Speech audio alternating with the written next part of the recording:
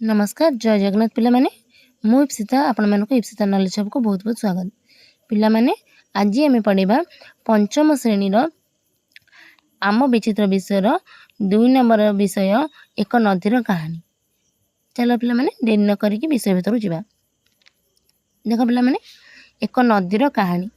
केउठार आरंभ मु केउठारे शेष पाद नहीं मोर जाहे बहुत दूर जनतारा तले खेत जंगल रे गछ को बंचाई तुम तृष्णा भी हरई पर्वतर बाहरी सागर मिसई मु किए हम पे नदी से कहला हाँ मु एक नदी मु गोदावरी पश्चिमघाट उच्चरे महाराष्ट्र त्रयंबकेश्वर मोर उत्पत्ति। ये जो गोदावरी नदी कौटू बाहरी आमर पश्चिम घाट जो अच्छी तार उच्चर महाराष्ट्र त्रयंबकेश्वर है। जदि मु एक झरणा भाव में आरंभ हुए मुझे भूमि दे गति करे वर्षा जल एवं अन्य झरणा मो सहित मिसी जाए यह मत प्रशस्त एवं शक्तिशाली कर दिए। जोड़ी होता छोट झरणा गुड़िक होती मोर शाखा नदी। कहला मुझे झरणा भाव जब कौटी बाहरी थाए मुझे भूमि रे देकी जाए तार कौन हम वर्षा जल अन्य जो झरणा सब अच्छा मिसीजे या कौन कर नदीटा को प्रशस्त माने चौड़ा जो आकार करदेव सेमती शक्तिशाली करदेव। जोड़ी होता छोट झरणा गुड़िक होची मोर सब शाखा नदी। कहला सब मुझे आसला बेले मोर जो झरणा गुड़िक मो संगे जोड़ी होची से माने मोर नदी शाखा नदी। मु बंगोपसागर मिसिबा पूर्वर 1465 किलोमीटर यात्रा करे। गंगा नदी पर मु भारत दीर्घतम नदी ओडिशार इंद्रावती नदी मो सहित मिसी। भारतर प्रथम दीर्घतम नदी के गंगा नदी से भली भाबे गोदावरी है भारतर द्वितीय दीर्घतम नदी। से कौन कर बंगोपसागर मिसिबा पूर्व मिसुच कर बंगोपसागर मिसिबा पूर्वर 1465 किलोमीटर आसिक यात्रा करे। आ ओडिशार गोटे नदी ता ना इंद्रावती नदी से गोदावरी नदी सहित मिसी। देख पिला माने तले देइछि निम्न देइथु चित्र देखि प्रश्न गुडी उत्तर लिख। गोदावरी नदी केउ राज्य दे प्रभावित होइछि? गोदावरी नदी महाराष्ट्र तेलंगाना आंध्र प्रदेश छत्तीसगढ़ ओडिशा यही सब राज्य देकी प्रभावित होइछि। तबे 2 नंबर देख गोदावरी नदी ऊपर तैयारी करा एक बंध एवं वन्यप्राणी अभयारण्य नाम लिख। बंध है श्रीराम सागर प्रकल्प बा पोचम्बाडू बंध। तापरे वन्यप्राणी अभयारण्य है करिंगा करिंगा वन्यप्राणी अभयारण्य। तापर देखिए गोदावरी नदी गतिपथ में अन्य क्यों छोट नदी आसी मिसती के मिसती इंद्रावती सबरी मंजीरा पूर्णा प्राणहिता ये सब आसिक नदी गुड़िक मिसती।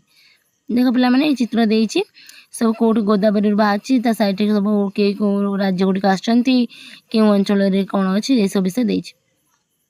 देख रामायण एवं पुराण मो विषय रे अनेक आकर्षणीय कहानी सब रही। मत दक्षिण गंगा बोली कहुए। गोदावरी नदी की आम अन्य ना कौन जानते दक्षिण गंगा कारण यह दक्षिण भारत दक्षिण प्रभावित हुए और मत पवित्र विवेचना कराए आपको पवित्र माना जाए।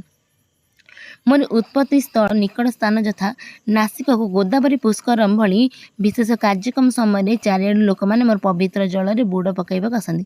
आम कहले कि नासिक जो अच्छी गोटे गोदावरी पुष्करम अच्छे से कौन करती पर्यटन स्थली भली भाव होगला जेहेतु लोक मैंने जा कौन करती बुड़ पकाती चारिड़ लोक मैंने जा पवित्र जल से जेहेतु गोदावरी नदी जल से बुड़ पकाती।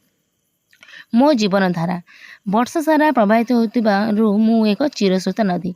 पिला माने चिरस्रोता का कहबे जे वर्ष सारा कौन होतिबो बहुथिबो। केत नदी केवल देखिबो वर्षा ऋतु कि वर्षा जल पाई प्रभावित होती से ऋतुकालीन नदी कह जाए। जोटा किसी ऋतु देखी वर्षा ऋतु देखी से जमी प्रभावित हुए से ऋतुकालीन नदी कह जाए। वन्यजंतु तथा बाघ कुटुरा भारतीय बहुरूपी एंडुओ एवं प्रसिद्ध रक्तचंदन गछरे परिपूर्ण घंच जंगल मध्य देई मु गति करे। आमने गोदावरी नदी किपरि गति करे रक्तचंदन गछरे परिपूर्ण जंगल देकी आउ बाघ कुटर सब बहुरूपी एंडुओ एमानकु देखी कौन गति करे। मो परे मधुर जल उत्स अनेक उद्भिद और प्राणी बासस्थान यह तुम्हें पूर्व पाठ पढ़ आम पढ़ी सब मधुर जल सब कौन उद्भिद प्राणी मैंने बास करती सेमती यही मधुर जल गोदावरी गोटे नदीटी मधुर जल तार ता उत्सव कौन हुए उद्भिद एवं प्राणी मैंने सब बास करती। समुद्र मिसवा समय मु अनेक छोट छोट शाखार विभक्त हो मुहाण गठन करे। मोर मधुर जल से समुद्र लुणी जल सहित मिसी जाए। कहला ସମୁଦ୍ରରେ ମିଶିବା ସମୟରେ ଯେତେବେଳେ ସେ ସମୁଦ୍ରକୁ ମିଶିବାକୁ ଯାଏ ସେ ଶାଖା ହେଇଯାଏ ହେଲା।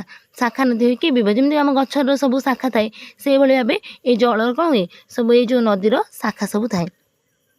ଆଉ ମୋ ମଧୁର ଜଳ ସେଠାରେ ସବୁ ଲୁଣିଯାଏ। ଯେତେବେଳେ ଆମେ ଜାଣିଛନ୍ତି ଏଇ ମଧୁର ଜଳ ଗୁଡ଼ିକ ଯାଇକି ଆମର କେଉଁଠି ସମୁଦ୍ରରେ ମିଶନ୍ତି, ସମୁଦ୍ର ଜଳ ତ ଲୁଣି ଜଳ, ତ ଏଇ ଗୋଦାବରୀ ନଦୀ ଯାଇକି ମଧୁର ଜଳରୁ ଲୁଣି ଜଳରେ ମିଶିଥାଏ। ଯେଉଁ ସ୍ଥାନରେ ମୋର ଯାତ୍ରା ଶେଷ ହୁଏ ସେହି ସ୍ଥାନକୁ କୋରିଙ୍ଗା ହେନ୍ତାଳ ବନ କୁହାଯାଏ। କହିଲେ କି ଯେଉଁ ଆମର ସମୁଦ୍ର ଯେଉଁ ମିଶେ ତା ଯାତ୍ରା ଯେଉଁଠି ଶେଷ ହୁଏ ସେ ଅଞ୍ଚଳ ଗୋଟେ ଜଙ୍ଗଲ ଅଛି, ତାକୁ ହେଲା କୋରିଙ୍ଗା ହେନ୍ତାଳ ବଣ ବୋଲିକି କୁହାଯାଏ ହେଲା। ଦେଖ ପିଲାମାନେ, ତା ଦେଇଛି ବିଭିନ୍ନ ଉପାୟରେ ଜୀବମାନଙ୍କୁ ମୋର ସହାୟତା। ପ୍ରାଚୀନ କାଳରୁ ଲୋକମାନେ ସର୍ବଦା ନଦୀ କିମ୍ବା ଜଳାଶୟ ନିକଟରେ ସେମାନଙ୍କର ଘର ତିଆରି କରି ଆସୁଛନ୍ତି। ଅନୁମାନ କରି କହିପାରିବ କ'ଣ ପାଇଁ? ପିଇବା, ରୋଷେଇ କରିବା ପାଇଁ, ଦୈନନ୍ଦିନ ବ୍ୟବହାର ପାଇଁ ପ୍ରଚୁର ଜଳ ମିଳୁଥାଏ। ତ ଲୋକମାନେ କ'ଣ ଜଳ ବି ପାଇପାରିବେ। ମାଟି ଉର୍ବର ମୃତ୍ତିକା ପାଇଁ, ଯେହେତୁ ଉର୍ବର ମୃତ୍ତିକାରେ ଆମେ କ'ଣ ଭଲ ଚାଷ ହୋଇଥାଏ ହେଲା। ଲେଖିବୁ କ'ଣ, ପିଇବା, ରୋଷେଇ କରିବା, ଦୈନନ୍ଦିନ ବ୍ୟବହାର ପାଇଁ ପ୍ରଚୁର ଜଳ ମିଳୁଥାଏ। ନଦୀ କୂଳରେ ମାଟି ଅତି ଉର୍ବର ହୋଇଥିବାରୁ ଚାଷ କାର୍ଯ୍ୟ ଏବଂ ଖାଦ୍ୟ ଉତ୍ପାଦନ ପାଇଁ ସହଜ ହେଉଥିଲା। ତା ସହିତ ଆମର ଯେଉଁ ସେତେବେଳେ ରାସ୍ତାଘାଟ ନଥିବାରୁ ଜଳପଥ ହିଁ ବ୍ୟାପାର, ବାଣିଜ୍ୟ ଏବଂ ଯାତାୟାତ ମୁଖ୍ୟ ମାଧ୍ୟମ ଥିଲା। ଆଉ ନଦୀରୁ ମାଛ ମାରିବା ଏବଂ ପଶୁପାଳନ କରିବା ଲୋକମାନଙ୍କ ପାଇଁ ସହଜ ହେଉଥିଲା। ଆଉ ଲୋକମାନେ କ'ଣ କରୁଥିଲେ, ଏସବୁ କରିକି ନିଜର ଗୁଜୁରାଣ ମେଣ୍ଟାଉଥିଲେ। ତାପରେ ଦେଖ ପିଲାମାନେ ଦେଇଛି, ତୁମେ ଜାଣିଛ କି ମୁଁ ପ୍ରତିଦିନ ଲୋକମାନଙ୍କୁ କେତେ ଉପାୟରେ ସାହାଯ୍ୟ କରେ। ମୁଁ ମୋ ଆଖପାଖରେ ଥିବା ଅନେକ ଗ୍ରାମବାସୀ, ସହରବାସୀଙ୍କୁ ସବୁ ଜଳ ଯୋଗାଏ। ସମସ୍ତ ଘର, ବିଦ୍ୟାଳୟ ଏବଂ କୃଷି କ୍ଷେତ୍ରରେ ବ୍ୟବହାର ପାଇଁ ମୁଁ ଜଳ ଯୋଗାଏ। ତୁମମାନେ ଦେଖିଛ ଆମ ଯେଉଁ ଘର ହେଉ, ବିଦ୍ୟାଳୟ ହେଉ, ଏସବୁ କ'ଣ କିପରି ଆରମ୍ଭ ହେଉଛି? ପ୍ରଥମେ ଜଳ ଆବଶ୍ୟକ। ଏଇ ଜଳ କେଉଁଠୁ ଆସେ? ଏସବୁ ନଦୀମାନଙ୍କ ମଧ୍ୟରୁ ଆସେ। ମୁଁ ଲୋକମାନଙ୍କୁ କେବଳ ପିଇବା, ରୋଷେଇ କରିବା ଏବଂ ଧୁଆଧୋଇ କରିବାରେ ସାହାଯ୍ୟ ନାହିଁ, ବରଂ ସେମାନଙ୍କ ଖାଦ୍ୟ ଉପାଦାନ ସହିତ କଳକାରଖାନାରେ ବିଭିନ୍ନ ସାମଗ୍ରୀ ପ୍ରସ୍ତୁତ କରିବାରେ ମଧ୍ୟ ସାହାଯ୍ୟ କରେ। ମୋ ଦ୍ୱାରା ଅନେକ ବ୍ୟକ୍ତି ଜୀବିକା ନିର୍ବାହ କରନ୍ତି। କହିଲା କି ଲୋକମାନଙ୍କୁ ଆମର ନଦୀ ଗୁଡ଼ିକ କେବଳ ପିଇବା ପାଇଁ କିମ୍ବା ରୋଷେଇ କରିବା ପାଇଁ କିମ୍ବା ଧୁଆଧୋଇ କରିବା ପାଇଁ ଏସବୁ ପାଇଁ ଖାଲି ସାହାଯ୍ୟ କରନ୍ତିନି।